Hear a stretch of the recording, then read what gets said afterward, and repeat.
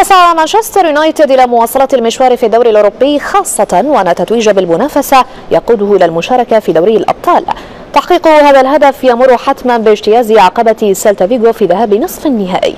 تفاصيل أوفى في تقرير مراسلنا زياد منصور. 25 مباراة دون هزيمة في الدوري الممتاز، سجل يحق لجوزي مورينيو ومانشستر يونايتد أن يفتخرا به، لكن واقع أن الكثير من تلك اللقاءات انتهت بالتعادل قد يخفف من قيمة الإنجاز، وفضلا عن الصعوبة التي يواجهها يونايتد في تحويل فرصه لأهداف، فإن الكم الكبير من الإصابات التي عرفها الفريق قد تترك أثرها فيما تبقى من موسم النادي، وإن كانت الجماهير ما زالت تحافظ على الأمل. أنا أعتبره شخصيا أفضل من زلاتان مهاجم تقليدي، لكن إن بدأنا اللقاء براشفورد ولينغارد فإن ذلك سيمنحنا سرعة أكبر. العلامة المشرقة الأبرز في موسم يونايتد كان التألق الواضح لنجمهم الشاب ماركوس راشفورد. ابن المدينة وعاشق يونايتد، يبدو الأمل الأكبر لدى الجميع لتحقيق المزيد من النجاح هذا الموسم. قد يؤثر ذلك، لكننا نملك القوة الكافية في تشكيل هناك الكثير من اللاعبين الشباب الصاعدين الذين يثبتون قيمتهم حاليا. يخوض يونايتد نصف نهائي الدوري الأوروبي في مواجهة سيلتا فيغو كالممثل الإنجليزي الوحيد المتبقي على الصعيد القاري. سعي يونايتد لضمان التأهل لدوري الأبطال الموسم القادم يزيد من الضغوطات على لاعبيه الذين يصارعون على جبهتي الدوري والمسابقة الأوروبية لمحاولة تحقيق ذلك الهدف. أعتقد بأن هذه المنافسة التي يشارك فيها مانشستر يونايتد ولم يفز بها سابقا أبدا، واعتقد بأنه سيكون من الجيد أن نغلق الآن كل المنافسات ونقول بأننا ناد فاز بكل منافسة في عالم كرة القدم في مجالنا. يونايتد ليس واحدا من تلك الأندية التي تقلل الاهتمام بمسابقة ما لتركز على غيرها، لكن خطر إهدار فرصة التأهل لدوري الأبطال الموسم القادم بسبب التشتت في المسابقتين قد يجعل من الضرورة وضع أولوية هذه المرة. ورغم تحقيق يونايتد اللقب هذا الموسم، إلا أن الفشل بالتأهل لدوري الأبطال سيكون علامة سوداء لناد ومدرب اعتاد التواجد في تلك المسابقة الكبرى. يبدو مانشستر يونايتد المرشح الأقوى لتحقيق لقب الدوري الأوروبي هذا الموسم. المهمة الآن هي تخطي سيلتا فيغو والوصول لنهائي ستوكهولم ومحاولة تحقيق اللقب الوحيد الذي ينقص خزائن النادي. زياد منصور، بي إن سبورتس، من خارج ملعب أولد ترافورد، مانشستر. لأن توتي هو روما.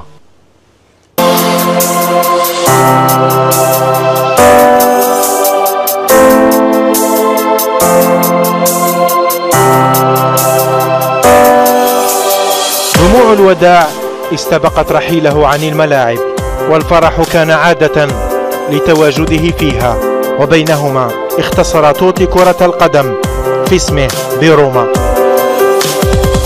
الحذاء سيعلق والقميص سيحفظ، وصورته دائمة الثبات. توتي لم تمنعه شوارع روما الضيقة من اتساع رغبته لمداعبة الكرة.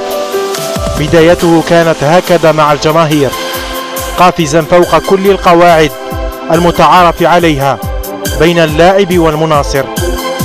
اختصر اسمه في قميص واحد، واختصر اسمه في فريق واحد.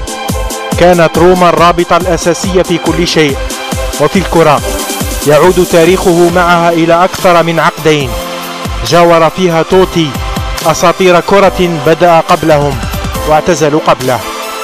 توتي الساكن في ذاكرة أهل روما غطى بوفائه للفريق على قلة الألقاب المحصلة محليا، والأبرز فرديا تجاوزه رقم جونار نوردال كأفضل هداف مع فريق واحد في الدوري الإيطالي.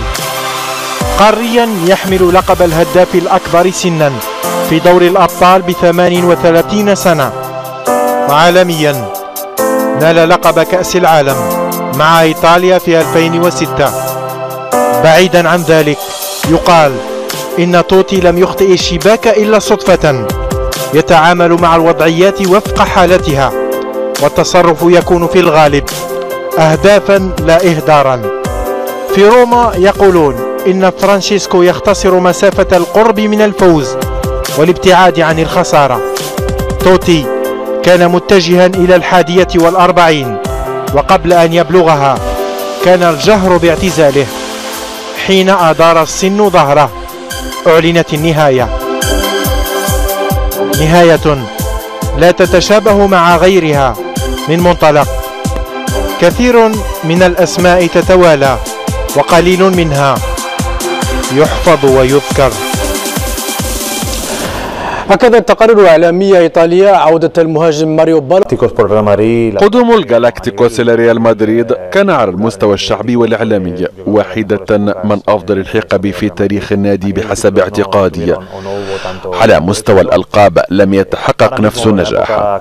في الوقت الحالي لا يطلق عليهم جالاكتيكوس لكنهم الأفضل مثل جاريث بيل وكريستيانو وخاميس، فالنادي يضم أحسن اللاعبين على مستوى العالم. على خلاف تلك الحقبة نجح هؤلاء أكثر في دوري الأبطال وحققوا ألقابا أكثر، لكن في اعتقادي بأن كلا الحقبتين كانتا ناجحتين جدا في تاريخ النادي.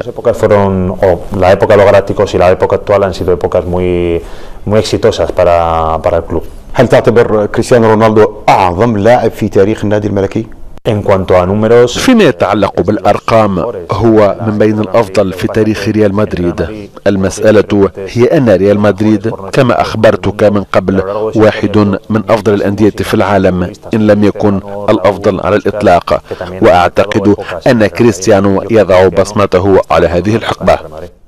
لا يزال كريستيانو رونالدو يقدم أفضل ما لديه في الملاعب وحصل التو على جائزة أفضل لاعب، لكن هل آن الأوان للتفكير في فترة ما بعد كريستيانو رونالدو ومن قد يكون البديل لهذا النجم التاريخي؟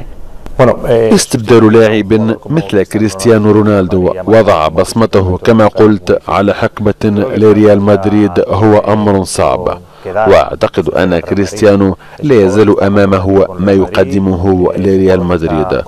هو لاعب ملتزم تجاه الريال وسعيد مع الفريق، وريال مدريد سعيد معه، واعتقد ان الاثنين حاليا بحاجة الى بعضهما البعض، وفي الوقت الحالي سيواصلان رحلتهم معا.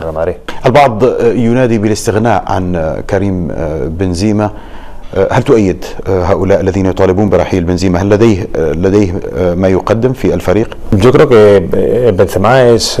أعتقد أن بنزيما مثله مثل كريستيانو ومثل لاعبين آخرين قضوا وقتا طويلا في ريال مدريد وحققوا الكثير للفريق، لا يزالون يحققون الكثير، لكن هناك فترات صعود وهبوط، والمؤكد أن أي لاعب يرتفع مستواه أحيانا وينخفض أخرى. ربما كان بنزيما يمر بمرحلة من التراجع على الأرجح للإصابات لأنه تعرض لبعضها، لكنه عنصر أساسي في ريال مدريد ولاعب يقدم الكثير من الأهداف والتمريرات الحاسمة. موراتا بات أحد أفضل البدلاء في العالم من حيث التأثير. هل تؤيد بأنه آن الأوان ليصبح موراتا في القائمة الأساسية لفريق ريال مدريد بدلا من بنزيما؟ أعتقد أن موراتا يمثل مستقبلا لريال مدريد وحاضرا أيضا، فهو لاعب رحل ليوفنتوس فقدم موسمين رائعين، وهو لاعب كلما لاحت له الفرصة يسجل ويستغل فرصة، ويمكنه تماما اللعب أساسيا، ويمكنه منح العديد من الخيارات للمدرب. هل تعتقد بأنه زيدان يجامل بنزيما ويعطيه فرصة ربما أكثر مما يستحق ويدفع به دائما في القائمة أو عادة في القائمة الأساسية لريال مدريد؟ أعتقد أن المدربين يختارون فرقهم تبعا لما يحدث على مدار الأسبوع وبحسب المستوى البدني لكل لاعب، فضلا عن مدى ثقتهم بلاعبيهم.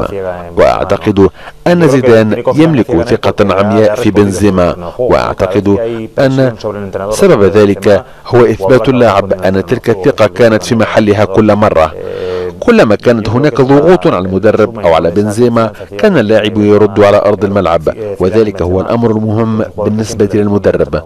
نعم، البعض عندما استلم زين الدين زيدان زمام الأمور كمدرب في فريق ريال مدريد اعتبرها مغامرة وقد تكون تنطوي على مخاطرة بتاريخ هذا اللاعب ومسيرته مع كل فرق خصوصا مع ريال مدريد، لأنه الأمر يختلف عندما يكون مدرب. هل الآن وبعد أن اتضحت الصورة أكثر أصبح زيدان مدربا أكثر حنكة وخبرة وأيضا إنجازات وأرقام، هل تعتقد بأنه سيستمر طويلا في النادي الملكي ويحقق ربما ما لم يستطع أحد أن يحققه من قبل؟